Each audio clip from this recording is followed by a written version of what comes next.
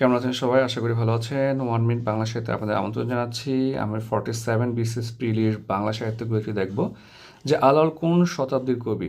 ঠিক আছে? এটা আসলে খুবই মানে মজার একটা কোয়েশ্চেন। কারণ হচ্ছে আপনার আপনার মানে এটা নিয়ে একটু ছোটখাটো অনেক বই অনেক কিছু থাকলেও উনি মূলত ১৬০০ সালের আশেপাশে ছিল আরকি। ঠিক আছে? মানে ১৬০৭ সালে ফতেহাবাদে জন্মগ্রহণ করার একটা মানে খুব বেশি একটা প্রবাবিলিটি রয়েছে। তো সেহেতু হচ্ছে উনি সপ্তদশ। এটা কিন্তু ভাই বইয়ের মধ্যে ওরাকল পড়াই তো আমি। ওরাকলও কিন্তু সরাসরি আছে। উনি সপ্তদশ শতকের শতাব্দীর কবি আরকি। ঠিক আছে? সো এটা মোটামুটি পড়বেন। দেখেন এখানে একটা ফ্যাক্ট আছে। যেমন ধরুন হচ্ছে দৌলতজি বাহরাম খান, সাবির খান, মোহাম্মদ কবির ওনাদের নিয়ে কিন্তু পরীক্ষায় আসবে না।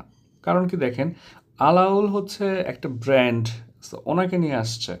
ঠিক আছে? আমরা অনেক সময় বুঝি না যে পরীক্ষায় কি আসবে, কি আসবে না। যেমন আপনাকে কখনোই পরীক্ষায় দিবে না যে আব্দুল হাকিম কোন শতকের কবি। ঠিক আছে? কারণ হচ্ছে উনি আলাওলের মতো ব্র্যান্ড না।